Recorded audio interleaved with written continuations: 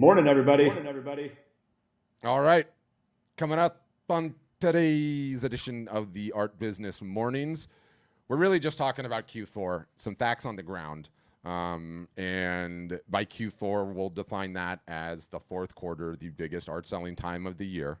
And just sticking to my normal programming notes, welcome to another Art Business Mornings, the show that will put you on the path to a six-figure a year plus art business. Stated another way, Nick, which is becoming one of my hot button ones, stop being a hobbyist.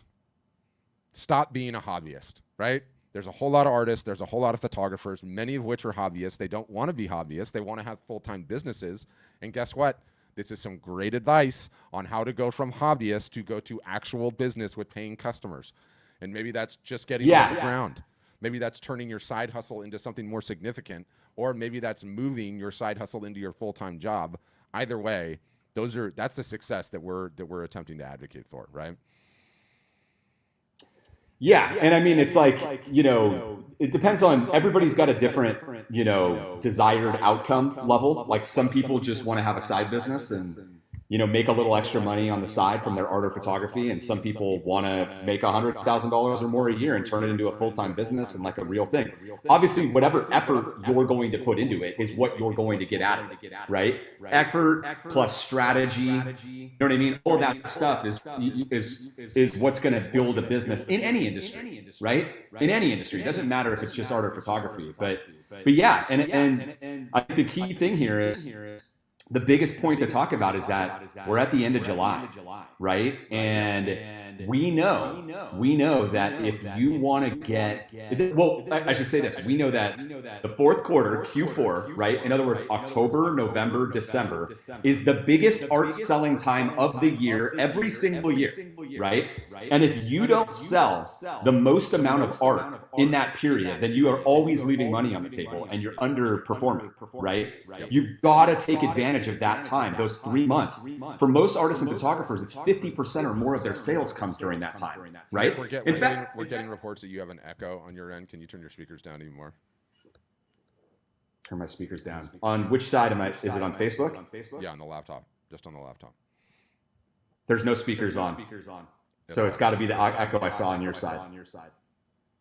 How would it be echoing on my side? I don't have anything turned on. Let me see. I'm turning back on the echo cancellation. Yeah, I'll turn mine on too. Check. Is that better? Yep. Guys, let us know on Facebook if that sorts the echo. Keep going. I think it did. Yeah. Okay. So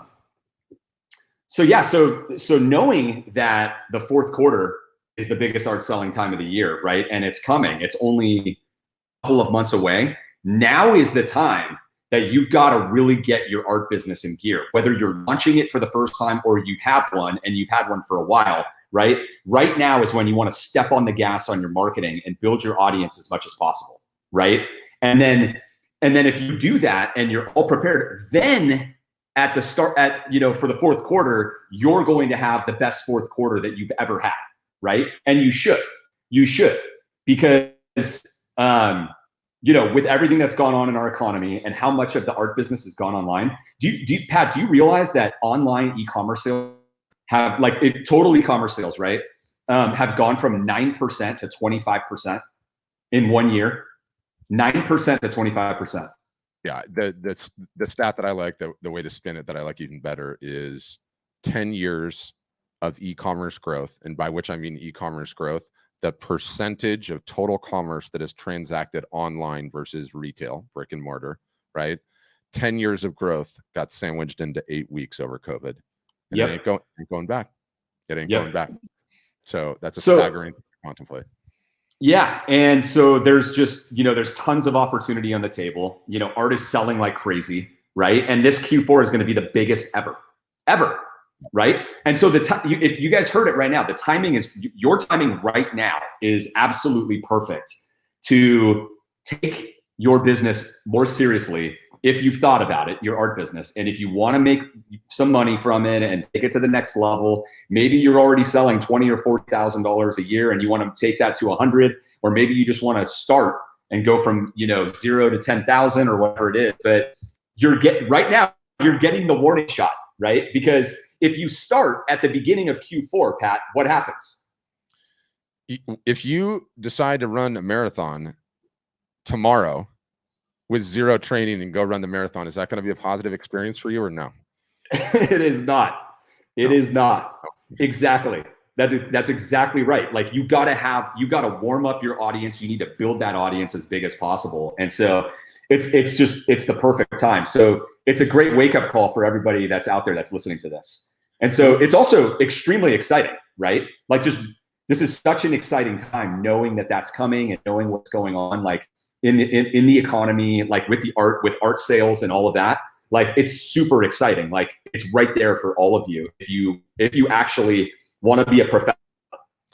Yeah, and I would also say too, like we've been doing this for a while now, you and I, like 7-8 years, right? Like, yes, heavy, hardcore focused, and you know when you have the hindsight that experience creates, you realize fundamentally how this business operates.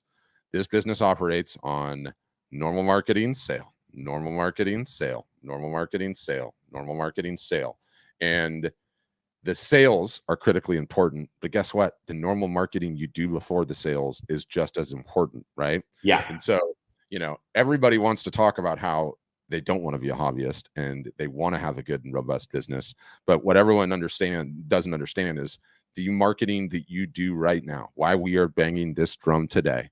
We have year after year after year of historical data in which a large portion of our customer base sell more in Q4 in one quarter from October to the end of the year, Black Friday, Cyber Monday, all the pre-sales, Christmas sales, even to New Year's sales. Majority of our customers sell more in one quarter than they do the other three combined. Okay. That is under normal circumstances. Normal circumstances. Last year, not normal circumstances. And as we sort of look forward to where we are, the facts on the ground right now, July, with October and Q4 starting, this Delta variant is terrifying. This thing is in the news, more and more headlines, and you know, without getting political about any aspect of it, I know one thing for certain: the more drum beating there is with these news articles, and you know, you're in Texas, I'm in California, just north of me in California, mask mandates are back in Los Angeles, restaurants are closing. People are not going to be going out. If we get into a winter and it's a cold winter, and God forbid this Delta variant crops up, all this does is further underscore how important starting your marketing, making sure your art is up on a website that you can take credit card and sell, and getting ready for this Q4 period. Because what is going to happen? Everyone is going to be gun shy. They're not going to want to go out. The show and fair circuit is going to be obliterated. People are going to be staying home, and they're going to have the same disposable income, and they're going to be stuck in their houses again. And guess what? Art and photography, just like home decor, is going to be phenomenal again. To your point earlier, like, you know, and we're going to publish the data after it's all over. My guess is this will be the biggest Q4 for art and photography sales ever. And it's got to do with everything. It has to do with the e-commerce penetration. It's going to have to do with this COVID scare. It's going to have to do with everyone still being at home.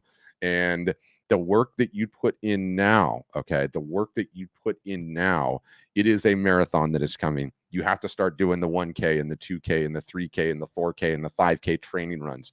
Those training runs that get you ready for the marathon are the marketing that you put in between now and the end of the year. And, you know, we bang the drum here as much for our customers as we do for anyone else, because we want them mentally prepped. We want them mentally ready. We want them in a position where it's like, okay, I get it. You know, where's my mind? Oh, it's July. The weather outside is beautiful. It's vacation time. And that's well and good. Enjoy your vacation, but understand that the marketing starts now. You have got to start doing this. You have got to get ready, and you have got to get prepared for what will be the biggest Q4 for online sales, live art show sales, and just home decor in general. And it's going to be another whirlwind, and it's coming. I think one of the, you know, that's great. And I think that, you know, back to the Delta variant, right? Like, I think the big story there, the big message from, you know, for small business owners is that it's not necessarily just about the Delta variant. It's the fact the virus is, it mutates. Like that's what they do, right? And so there will be future ones. There's a likelihood that there will be future ones, right? And a lot of the experts are talking about that. And so what do you do? What does that mean that you do? How do you create a strong, fragile business, right? How do you do that? And of course, the way that you're going to do that is by making sure that you have robust online capabilities, right? Properly equipped in every way. You're not dependent upon the in-person stuff. The same lessons everybody learned, the same lessons all of you, right, that we've been talking about for over a year now, right? Like how many artists, Patrick, came to Art Storefronts and joined Art Storefronts over the last year that were like, my gosh, my entire business was doing art shows, or my entire business was with art galleries and they're all closed. Literally, I have $0 of income coming in, and I was making 10,000 or 15,000 a month. Like they were just coming in from everywhere. And I think the bigger point is that in this new world that we live in, the less you are dependent, the less the rug can get pulled out from underneath you, whatever type of a business you're in, the more anti-fragile your business is, right? Yeah. And I think that that's really important. Yep. And we're getting some questions. We haven't done this in a while. People are asking about, Instagram and TikTok and changing and what all that looks like. And let me just take that weight off your mind. None of that stuff is anything that you need to stress about in the slightest. Every platform is going to change. They're going to make little tweaks. They're going to do this, that, or the other. The reality is that that's down there in the weeds. We don't want to be down there in the weeds. We want to be up here at the high level. And up here at the high level is Instagram still a visual platform? Yes, it is. Do they still have all the attention? Yes, they do. Is it still driving business results for a massive amount of our customers? Yes, it is. Are the changes and tiny little tweaks that they make something to worry about? Absolutely not. Absolutely not. Right? Like everyone loves getting in the weeds, and I'm not picking on you out of the common. Well, don't name them then. Yeah, I'm not picking on you. I'm giving you a lesson from a massive amount of experience, which is, everybody likes to dwell on the various different things that don't matter. And trust me, I've had a career of doing this. For now, you got to just focus on consistent marketing, focus on what you can control, which is the input, the effort, and the force that you're adding to your marketing on the platforms that are still working. And Instagram is still a phenomenal one. Absolutely phenomenal one. Yeah. And also, I mean, to answer the other part of his question is like, what does Art Storefronts with marketing? Like, I mean, that's an easy one to answer. We go exactly where the success is, right? We are constantly testing with our customers, right? Like literally running marketing campaigns on our own and testing and probing all of these different things like TikTok, like everything, right? Pinterest, go down the list. And then wherever we find that success is actually happening for selling art or photography, then we turn that into a playbook, and a resource, for members only. And so that's just a permanent principle of this company, right? We will always be on the forefront of what is working right now. Yeah, it's also like another way to say it is that I say this all the time is that it's not really a fair fight anymore. And the reason it's not a fair fight anymore is we're, I think, a little bit over 5,700 customers now that are doing all types of marketing in all types of various different venues. And I have an entire team within the company that just studies the best-selling artists, okay? And who's selling the most originals? Who's selling the highest volume of originals? Who's selling the highest price point originals? Who's selling the cheapest originals? Who's selling the most commissions? What about metal prints? What about canvas prints? What about frame prints? What about classes? Who's running the most sales? Who's capturing the most emails? Who's the best on Instagram? What are they doing? What does it look like? How much are they posting? What type of content is resonating? When you start studying things that way, okay, and you're studying from people actually making money and growing significant businesses, it gives you this incredible filter to filter everything else out, right? And like one of the most important things I believe that we do for our customers is not tell them where to market and how to market. And don't get me wrong, that's critically important. The most important thing is telling them where not to market, where not to waste their time, shiny objects not to go chase down. Now, don't get me wrong. We chase down every single solitary shiny object there is if it looks like it could be a viable source for traffic and revenue. If it's not, get it out of the way and ignore it. Like our job more than anything else is just stay in your lane. And trust me, we know this lane is creating revenue for our customers. You don't need to worry about these outside peripheral things that are nonsense. They just suck your attention up and get you worrying about things. And it's, God, it is so fundamental to what we do. And also at the end of the day, right? Like one of the most important things, okay, one of the most important things in terms of marketing is, you know, all of you guys that are listening to this call, I love this line. You guys have something common with Elon Musk. I don't know if you knew that. We have something in common with Elon Musk. It's called 24 hours in a day. Okay? You have 24 hours in a day. And when you break that down to whatever portion of those hours that you have to devote to your marketing, our position is, I know how you're going to get the highest ROI out of that hour you have to give me. The ROI is the return on investment, return on time, treasure, effort, talents, all of that. And so my job, our job as a marketing department at Art Storefronts is to say to our customers, these are the things that we have identified as high ROI marketing activities, techniques, and tactics. Am I absolutely mandating that you can only do these and no other ones? Of course not.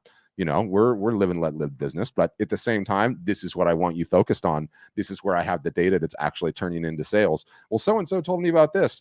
And for the last month, do you know how many people have come and talked to me about NFTs? Do you know how much time I've had to waste talking about and responding to NFTs? Do I love NFTs? I do. Do I love crypto? I do. You and I both love crypto, always have loved crypto. The ROI of worrying about that versus doing your normal marketing is not even close. It's not even a sport, okay? And what's happened with NFTs? Big boom, and then all of a sudden quieted down, right? And a whole bunch of people wasted a whole bunch of time exploring, trying to figure something out with NFTs. And what results did they get as a result of it? Zero, nothing, zipped. That was a distraction. It was a shiny object, which has got nothing to do with how we feel about them ideologically or technologically or anything else. The point is, to Nick's point, what is creating ROI now? What is going to create ROI now to the end of the year? And don't misunderstand as a final, we are focused on people that want to grow a real business and derive income, not be hobbyists, okay? If you want to be a hobbyist, all good, but make that decision. Right? Make that decision that you want to be a hobbyist, that you're doing your art, your photography for fun, and that's all good for you. If you want to grow a business, then let's take it serious. The point of the business is to create a customer. Okay. So that's what we're focused on. That's my rant. Yeah. And I think, you know, and back to the, you know, the focus thing, right? Like what not to focus on and how important that is. What does everybody tell us, Pat? What do they not have? They don't have time. I don't have time. I don't have time. I don't have enough, time to spend on marketing or this and that. And I don't want to put it, how many hours in the day is it going to take for me to put in my marketing? Oh my goodness. It's literally every person, right? Every single person is just like, what's the least amount that I can do to work on my business? Yet, you know, I $100,000 a year. It's like, first of all, just forget that, right? If the first thing in your head is like, what's the least amount of time I can put into a business? Just forget it, right? Like, just understand, like, your expectations need to be very low for what you're going to you're going to get out of it, right? That's just by definition. You will never ever get to the heights because all of the people that are selling over $100,000 a year, they're working at it. You think that they got lucky, but they put in years of work into it, right? That, like, as a rule, there is no such thing as luck. Nobody just woke up and did like nothing, you know, or just sprinkled a couple emails out there and a couple social posts, and all of a sudden is selling $100,000 a year, right? It literally never ever is the case. Okay, so it's important to have the right expectations. But if you are one of those people, because there are a lot of you legitimately out there who have a job, right? You're like a stay-at-home mom or dad. You've got responsibilities, and you also may have lower expectations already. Like, hey, if I could make another 10 grand a year, if I could make vacation money for my family, that's a huge win. Now we've got free vacations, right? If I can make an extra this or that from my talent, from my photography or from my painting skills, that's a win, right? And so if you're in that position and you have, the number one thing that you actually want or need is, what do I need to spend those hours on, you know, to get the highest return on my time? So I am messing around with a thing. I'm not the guinea pig making all the mistakes on how to not email the right way, how to not do social media the right way, how to not run like promotions and sales, how to not price your artwork the right way, on and on and on and on and on, right? Like the value of having like exactly what to work on is, it is, you're totally right. It's like the main value is everything else, the ocean of stuff that you can, that's going to lead you down the wrong track and frankly just get you discouraged, right? Because there's nothing more discouraging. There really is nothing more discouraging when you're starting out, or like if you're at a certain level and you of like doing all of the different stuff and you're like reading blog posts and you're researching and somebody says something and you're like, you're dragged over there and you're like, I'm doing this, oh, and that didn't work. And then you see something on Twitter or, you know, some news article and you think that you should go do that, right? And so Facebook shopping or, you know, blah, blah, blah. And then you're Pinterest and over the place and it doesn't work. And then you're left, you know, as this entrepreneur who's just like, oh my gosh, you're pulling your hair out with frustration, you know, and it's a nightmare. So it's really important to, you know, the way that we're talking about it, right? Like if you don't have mentors that are like really successful, that are $1,000 or more a year or something like that, like you need to get those, like whether you work with us or not, right? That's obviously what we're all about, is the right information in a truncated format, step-by-step playbook, exactly across the board, right? Whether it's with Facebook ads or Instagram ads or email marketing, I mean, literally the entire business of growing an art business, right? But one way or another, you need that information, one way or another, right? And this goes for any, like, this is a principle of any entrepreneurship in any industry. It's not just this business. Like if you're starting a business in another industry, the same logic applies, right? You should figure out what is working, and you should do that by understanding what is working for businesses that are as similar to yours as possible. Try to do exact that and spend no time on anything else. Yeah, I would say a couple of things. And one, for everyone on Instagram, you want to see someone doing their marketing, scroll up to who just joined this feed and look what Joan is doing. He just came out with an amazing documentary. Shout out on that thing, brother. I watched it. It What are the three most important things? And I gotta qualify this for a second, because some of you guys don't know who I am, don't know what I do on a daily basis. I have been running what we call art business workshops. Okay, there's Zoom sessions for folks that are not customers of art storefronts, and there's anywhere from 30 to 100 artists and photographers on every single solitary one, and I've been doing that 3 days a week since essentially end of February, March. The sheer number of artists and photographers that I have talked to over the last year and a half. I mean, I often say, like, it's not hyperbole. I don't think there's another human being on the planet that talks to more artists and photographers on a week in, week out basis than I do. You do that long enough and pattern recognition becomes a thing. Okay. Certain trends emerge. And as we talk about marketing, right? Like, to state it another way, let's say I'm a doctor and I'm attempting to get you healthy and you have a marketing problem. The first thing that I'm going to do is work on the consistency.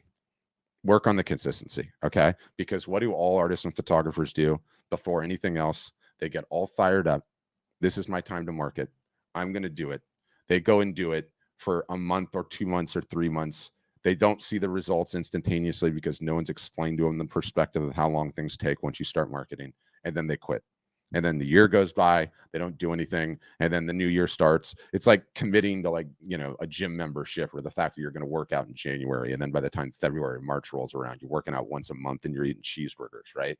So yeah. The consistency is number one. Okay. So, you know, one of the most difficult things that we've faced as a business is, how do you get people to market consistently? By which I mean, you have 1 hour a week to give me? Fantastic. I need that 1 hour a week, 52 weeks a year, no excuses. And then we're going to reevaluate and see where we're going to put our extra energy. It is the number one thing, the only thing that moves mountains. That's the number one, the most important. The number two is, honestly, getting rid of the distractions and shiny objects. The ability to say, hey, this is what's going to provide you the ROI. Do not worry about anything else. I don't care what your cousin said about SEO. Okay. I don't care about NFTs, 10 million sell, $100 million in art sold by people in 24 hours. Okay. Or any of these other nonsense shiny objects, because I know none of those are creating revenue for my customers. So I am telling you conclusively, knock that nonsense off. Pinterest, a whole bunch of other ones that we make recommendations on. The third is actually, okay, now that you're marketing consistently, now that you're going to ignore all these shiny objects, the third is here's what to focus on and here's how you do it, right? Which is like all the education that we provide them. The guide to running a live art show, okay? How to post on Instagram, how to post on Facebook, how to omni-channel market, how to run a sale, how to announce a sale, how to tease a sale, how to contemplate the discounts, what to do during the sale, how do you extend the sale, all of those various different things. You would think it's like, okay, give me the education and then tell me what to ignore and then teach me to do it consistently. Teach me to do it consistently. Show me what to ignore. And then here's the hardcore tactical. That if I was a doctor, that would be how I would write the prescription. And I see it time and time and time again.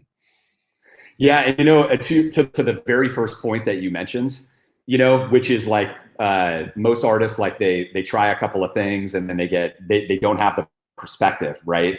And they think like fish jump into their boat right after they start selling their art or launch their art business. And I think the biggest line on this, the biggest point to get across to everyone, and you guys listen up on this. You can Google this phrase. You can Google it. 99% of all Shopify stores fail. 99% of all Shopify stores fail. Okay, and that's not a knock on Shopify, right? Insert Shopify, Squarespace, Wix, GoDaddy, WordPress. Who am I forgetting, Pat? Big Commerce. Us. Anybody. Smugmug. Anybody. Right? And why is it? Why is it? Because just because you have a website, it doesn't mean you have a business. What you have is a glorified business card. And the website companies are really, really good at, hey, it's so easy to start a business. You can do it today, right? $29 a month or $5 a month. I mean, whatever it is, right? And so you have all these people who are paying subscriptions and they don't have a business, right? Because you don't have a business till you have a marketing engine. And a marketing engine is not a marketing tactic. It is a perpetual thing that generates leads, in a funnel, right? You want to think about it like a sales funnel. You got to put leads in the top, and then a percentage of those leads will turn into sales, right? You have to figure out, and you have to create an engine of growth where there's a flow of new people going in the top so that some people can come out the bottom, right? And so, we commonly call this as the marketing problem, right? The reason that it's the 99% of all Shopify stores fail. The point there is like, the stat, right? It's like 99% of all business fail within the first 5 years, right? Or it's like 90% or 80%, and then it goes up to like 98, right? It's consistent with that number. And why is that, Pat? It's because people you got to solve the marketing problem. Tool doesn't get the job done. You've got to actually put in the consistent effort, right? You've got to fail a lot and win a few times. Most of what you're going to do is not going to work, right? But 3 out of 10 things that you do probably will. And that's the way that it goes. That's right? But if you actually have the right perspective about what's going to happen with your business and how these, how you'll have misses, but then you'll have wins, then you don't get down on yourself. You don't have to get depressed about the times where you've lost. Right? And you can persevere it and outlast, everybody else. And then, as long as you're having continual growth every year and each year is better than the last year, then you're on the path. I mean, Pat, we have it automatically brings up a photographer that one of our members, Bill Wenzel, right? Yep. And, I'm thinking about his stats, post his stats over the last 3 years as an Art Storefronts member. And it was like, his first year was like, I want to say it was like, I'm just going to throw out some numbers. His first year was like 5,000, and his second year was like 12,000 in sales, and his third year is like 75, right? It's on pace. It's on pace to be like over 100K this year, right? Why? Because when he started out as a talented photographer where people told him you should sell your work, and maybe he sold a little bit here and there. But then over time, after doing direct marketing, right, after failing and having things not work and not getting the sales that he wanted, he started understanding what his customers really wanted and which images that he was taking that were really resonating. And then he started testing new images, going, wait a minute here. Like, my audience likes these, maybe they'll like some of these. So he started testing, and then boom, he hit it, right? Yeah. He hit it. He hit the right content. And so then he paired the right content with a great, phenomenal marketing strategy. Boom, year 3 was the one where he went up. But he persevered through all of it. And then he to go through that, right? You have to iterate your way there. You will never start a business with the perfect idea and the perfect strategy. It never happens. It's never happened to me. Like, no successful entrepreneurs that I know that's ever happens for, right? I mean, there's long history of you actually have for of like, Apple started off as this, or Samsung started off as like a microwave company or something like that. Like, so many businesses started off differently and iterated their way to become a big success. Yeah, massively successful. There's some great stories there. I think too is like, you mentioned Bill and his numbers, and I love the side note on Bill, which is like, I'm thinking about quitting my job this year, and we're like, no, don't quit your job. This is going too good. Like, keep pouring the money back into the business. But let's just take Bill Wenzel, right? And I like giving it real numbers and teeth, because everyone likes to talk, a successful artist. Okay, well, that's nebulous. What the hell does a successful artist mean, right? Like, we need to give it some teeth. And I always cite this book because I really like it. It's not like the art industry is, has a bunch of data down at the Census Bureau where you can just audit it and take a look at it. And so there's this book called The $12 Million Stuffed Shark, and it's the curious case of the contemporary art market. It was written 10 years ago. You can find it on Amazon. It's an amazing book. I cite it all the time. And what's really interesting is they have some like hardcore stats in there, right? And so we talk about Bill Wenzel and the fact that he's over 6 figures a year now, and the business is growing and it keeps going, right? So some stats from the $12 million Stuffed Shark. The number of artists in residence in London is 40,000. The number of artists in residence in New York is 40,000. That's 80,000 total artists. Out of that 80,000 total artists, 75 out of the 80,000, 0.09%, are superstar artists selling over $1 million a year. Okay, the pros, we're going to X them out, right? The next tier down, over 100 grand, under $1 million. So anywhere from 100 grand all the way to 999,000. 300 out of the 80,000, right? 0.38%. 0.38%. And so Bill's already in that. Right? So that's not even the two of them combined is barely 0.4%. So of 80,000, right? I mean, again, you have to adjust the figures for inflation. The next tier down out of the 80,000 is 5,000 artists, okay, that are a little bit under 6 figures and that have some sort of a side job or a hustle. And what's crazy about this book is, look, it's one data point. I mean, it's a trustworthy book and a trustworthy author, so I enjoy riffing on it. But 6.72% out of 80,000 actually have a job as an artist, okay, that are actually bringing in sizable income as an artist. And that is a staggering, okay, figure. And what's, you look at it and it's depressing in some ways, right? So what you're telling me is that 93% and change of those 80,000 artists are essentially just hobbyists. They're just doing this for fun, right?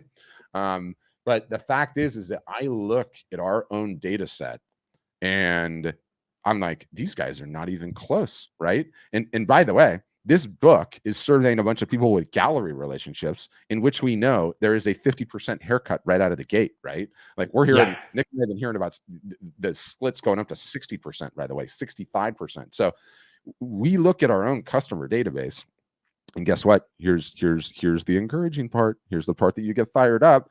And our percentages, okay, are significantly higher than what these facts bear out. And our data sample is 5,700 instead of 80,000, right? And so I look at that and I'm like, whoa, what an encouraging thing. One, we are teaching a group to be able to get in the top 6% of what artists are doing in New York and New York and London, right? 2, we are teaching them to do that without a 50% haircut of the gallery, the exploitative gallery relationship that's existed forever. And number 3, they're all doing it from their own homes and direct, right? And it's staggering. It's amazing. That is like such a phenomenally encouraging thing. I mean, I don't know what the actual figures are, but like the percentage that we have that's in the 6% of our customer base is like, dude, it's gonna be like 30 or 40%. It's like really, really high, like whatever those numbers are. So I bring that up, one, to say the book is great. And people were asking, it's called The $12 Million Stuffed Shark. Okay. And it's on Amazon. Just type $12 million stuffed shark. You get some pictures of some stuffed animals, and then the book will pop up. Okay. And it's an awesome book, an amazing read, a phenomenal read. But we don't have a lot of things to benchmark against, but I benchmark against that one. And I'm like, my goodness, this is encouraging. It is truly the time of the artist or the photographer where you can do all of this direct. If you work on your marketing, you understand the rules of the game. And I'll say this too, like, despite the fact that, the comments on the book that you made, right? Like, I've been in the art over 20 years. There's not a lot of people that I know that have as many years in the business side of this industry as I have, right? And as soon as I see stats like that, I'm just like, they're completely dubious. They're completely dubious, okay? I just straight up, immediately, I will tell you that is a fact, right? And it's because of one thing, Pat. It's the way that the person sees the industry through their lens, right? So they like see it like, oh, I'm gonna go survey the artists that are in galleries because that's their perception of the market. It's the equivalent. It's the equivalent of going, hey, there's only 5,000 taxis, right? And it's like, what are you talking about? Like, well, here's the market. It's taxi cabs. They're yellow, and there's 5,000 in the country, and this, it's like, yeah, but what you didn't understand is that there's 30 million Uber drivers. What about them? You know what I mean? And so it's the same thing has happened in the industry, and people that don't understand that, they're not looking at the whole picture of all of the individual creators that are out, earning money. They don't know about any of these people, right? Nobody is getting surveyed, right? Like, none. Like, you could literally, we could say, like, we could probably do a survey of our, we need how many to start doing more. We have. We're going to release that art market report for our customers because we know it needs to get out there for entrepreneurs, right? But like, I know that did anybody ever from this organization contact you?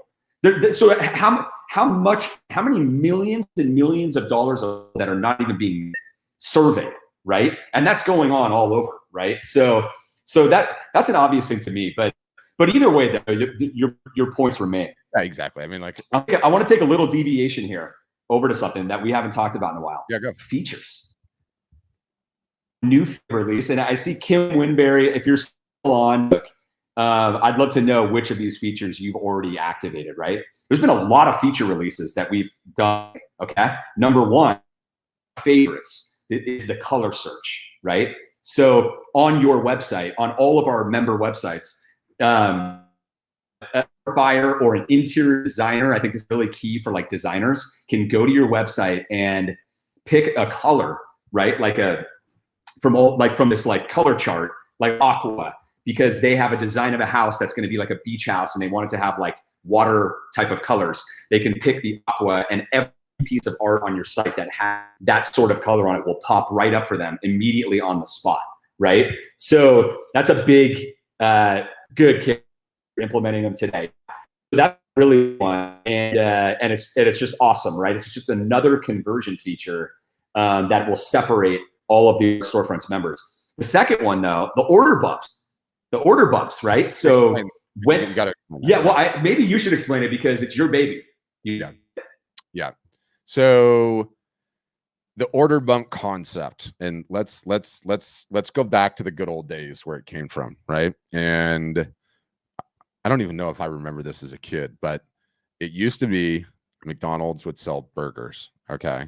And you would go and get in line and you would buy a burger, and that's what you would get, and you would leave, and that would be the normal situation. And then McDonald's is like, hey, a burger costs $2.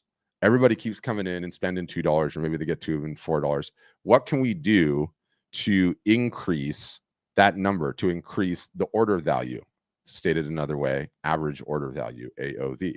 And so somebody at McDonald's, probably Ray Kroc, decided, you know what? We're going to start offering fries. And they trained every single solitary person, okay, that was working behind the counter to say, hey, I'd like 2 burgers, please. And then the person behind the counter would go, would you like to add fries to that? And the fries were 50 cents each at that point in time. And so now I would come in to get a burger and my order value would be $2 because I just got a burger. And they would say, hey, do you want to get fries with that? So now my order value went from $2 to $2.50. Maybe Nick came in and he got 2 burgers. So his order value was going to be $4. He said, do you want fries with that? So now his is 5, right? So what you're looking at is a situation where every single solitary transaction, every person that comes to your store, you have the ability to offer them an additional product at the time that they check out. Okay. And so let's say that I come to your website and I am going to buy a print. Okay. And the print, I saw some stuff today. My football team is Chelsea. Okay. And Chelsea just won the Champions League, football, soccer, however you want to say it. And this guy's selling me a print, okay, of the Champions League trophy and all the guys around it. Okay. And I go and I purchase the print. And the minute the purchase is about to complete, his version of, do you want fries with that, is, hey, I also have a t-shirt that I've made that commemorates the Champions League win. Would you like to add that to your cart for $19? Or it could be any merch, or it could be an additional print. It could be whatever you like.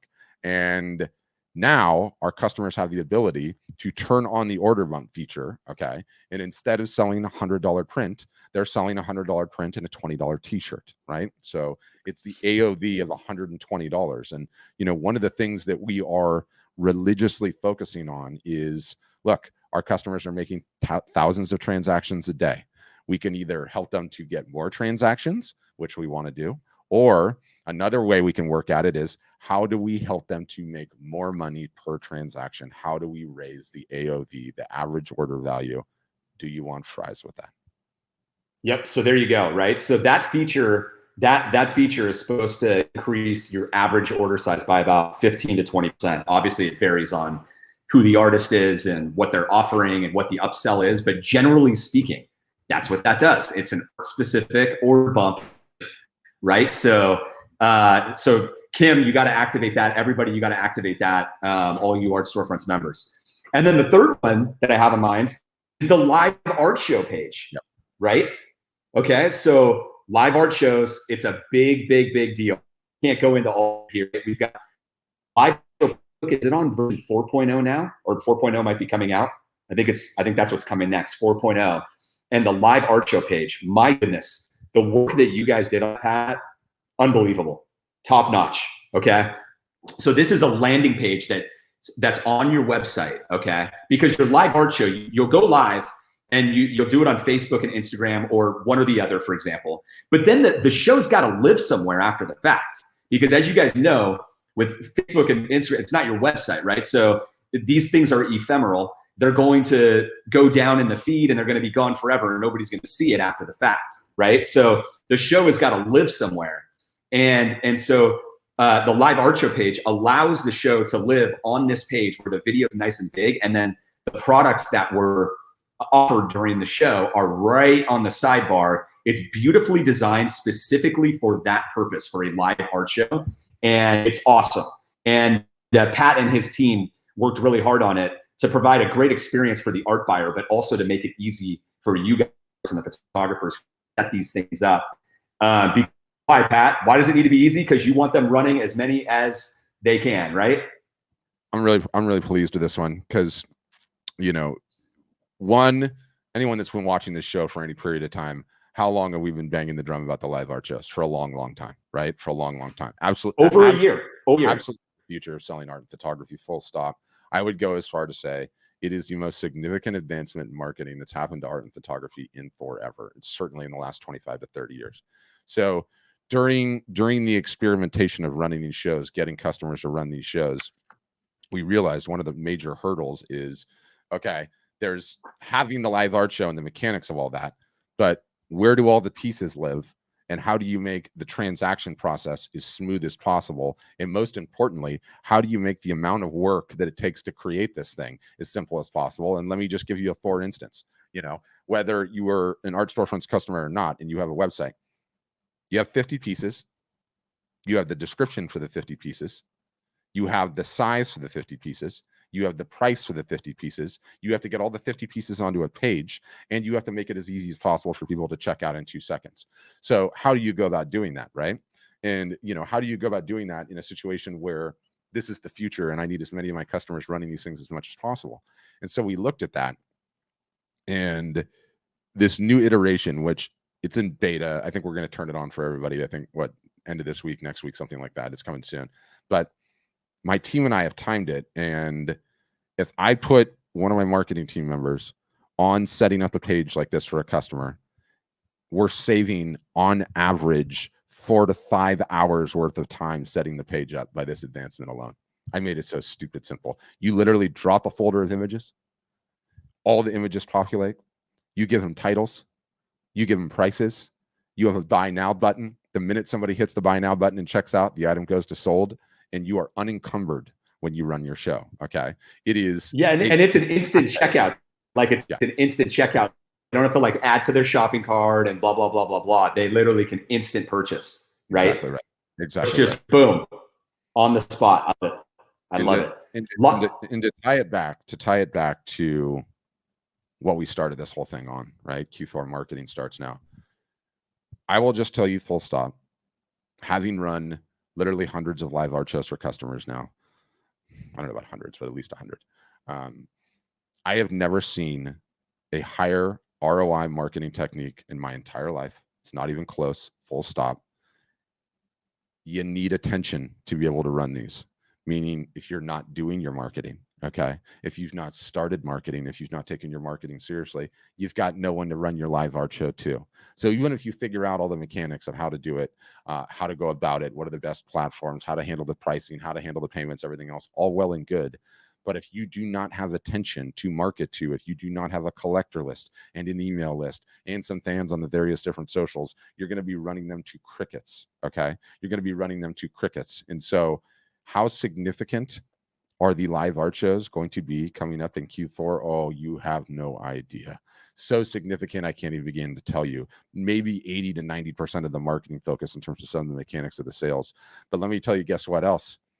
I don't care if Delta, Alpha, Beta, whatever variant comes down the pike.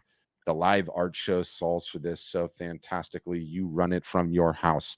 You do not need to leave. You can run thousands of them. People love getting a deal. It forces you to merchandise, talk about your inspiration, and present your art via live video, which, let's be honest, I know none of you are doing, okay? I have to bang a drum so hard to get anyone to do these things. I have to carry my customers sometimes kicking and screaming across the finish line to get them done. You're not doing them now, okay? You're not getting the reps and sets in. You're not learning the mechanics of it. You need to be, because guess what? If COVID comes, God forbid, I don't care, and neither do my customers, because they have people to market to, and they're going to be running live art shows. And if you think that we're the only outfit in town that's figuring this out all at once, nothing could be further than the truth. Every single solitary marketing forward individual in the art and the photography industry that has figured this out is just running more and more and more of them, because they are the future. Full stop. And they work. They work. It's indisputable. Indisputable. You know, we have artists, we have painters at art storefronts. And there's a question I want to on this. If you are a photographer, there is a way to run the live art shows. We have the information. So we've actually done it, Pat. So I think it's Out of the Common Photography. I think it's one of our members. So you can just ask about it in one of our office hours private member session, and we'll get you the information. But there's absolutely no difference. There's a way to do it. But we have, I think the big thing, like the artists who have latched on to doing the live art shows, mm-hmm. right? There's a few of them. And I was talking to one of them the other day, and she's like, I have a story. I'm like, what are you talking about? Like, as we were talking about like an idea of like another thing, a promotion or thing she could run. She's like, I sold everything in my last live art show. I had paintings for years that were stacked up in my garage, you know, and all over the house really. And she's like, I sold all of them with the live art shows. They're gone. I literally do not have to sell. And it just blew my mind. It just blew my mind, right? And the same thing I think happened with Matthew Locke, right? It's gone. And so it's an incredible situation to be in. The next time you release an original, they go quick. They go quick because there aren't any anymore. Like original comes out, it's who's the first person who's going to get it. When that one's gone, there isn't even another one. So that's an amazing, amazing position to be in. But that's where everybody can be, you know, when you are executing on all of this stuff, and once you've, you know, had some time to get to this point, right? So it's incredibly exciting. Like to know that that's actually reality and that's happening. That's very exciting. And you look at Locke's numbers, right? And anyone that's been following us for any period of time knows Matthew Locke. He was a customer really early, close friend, and you know we worked with him on a bunch of case studies early on. And here's a guy, okay, a very established artist, a very talented artist that would do the old business model, by which I mean spend 6 months to 9 months getting ready for a big show, having the full-blown dog and pony in a gallery. I'm talking the velvet ropes, the guest lists, 2 opening nights, bartenders, performance art in there, the whole thing. And he would sell, you know, I think on his last big one that he had pre-COVID, a little bit over 6 figures Canadian. It was the total revenue from the show. Now that's at a 50-50 split, and he does not maintain the information on his collectors, true to the gallery relationship, right? So he doesn't know who the hell's buying his work. And well, he knew some because he sold, I think, 27% of the show out of the gates to his collector list, which, you know, I rant about that all the time for a reason. But okay, that was a great show. He had a great show. He still did well. He's pleased with himself. Now, fast forward to the pandemic, and he has 2 of these basement sales, what he calls as a basement sale. And over a, I think, 15-day period, he sold 62 pieces of work for a little bit over 30,000 Canadian. And so there's amazing. A guy that I mean, and granted, this was old inventory to your point, but 62 transactions, 30,000, in which there's no 50-50 split. He keeps the data on all of those people. And, you know, one thing I say all the time, and I'm never going to stop saying it because it's as poignant a reminder for me as it is anyone else. You want to know why a collector list is so important? It is really, really hard to get a new customer. You guys all know that, to get a new person that you don't know to buy your art. Do you know what the easiest customer to get is? The one that you already have. The one that you already have, which is why it's so important to sell direct. It is fundamentally, over the years, the rest of your art selling career, the easiest customer that you will get will always be someone that's purchased something from you already, which is why it's so important to continue marketing and take care of those folks and constantly update them. Yep. And so, and so you look at this live art show sale for him, and it's like 62 new customers, or some portion, obviously some were collectors and bought some, but 62 people that he can market to in perpetuity into the future, and then 100% of the revenue. And that's pretty staggering. That's pretty staggering without leaving his house. All right. Well, guys, we got to leave it there. This has been a good one. One announcement, one final announcement. You who are not Art Storefronts members, we have a summer sale that we extended. It was actually ended in June, and we extended it through July. It ends at the end of this month, right? So that's actually next Friday. Okay. So get your demo request in. If you're interested in learning more about Art Storefronts, you know, and what we do and how we can help you, put in a demo request. If you just go to our website, artstorefronts.com, there's a big button in the upper right-hand corner, demo request. Click that, fill in the form. One of the people on our outreach team will contact you, and we'll learn a little bit more about you and your goals, and, you know, and all that. And then they can show you everything about Art Storefronts and see if it's a fit for you. But yeah, it's a really amazing deal to save a bunch to join Art Storefronts. So if you're interested and you want to, you know, make this year one of the best years you've had, be ready for Q4. As we said earlier, the timing is perfect. You know, like you still have time to like get everything live, get your website up, execute on marketing, start building your audience, and be ready for the biggest art selling time of the year, which is Q4, right? So the timing couldn't be better. So anyways, it's good chatting with all of you guys. Thanks for all of your comments. Pat, another good one. That's fun. We got to do more of these. It's been a while. We got to do more. All right, guys. Thanks so much. We'll see you later.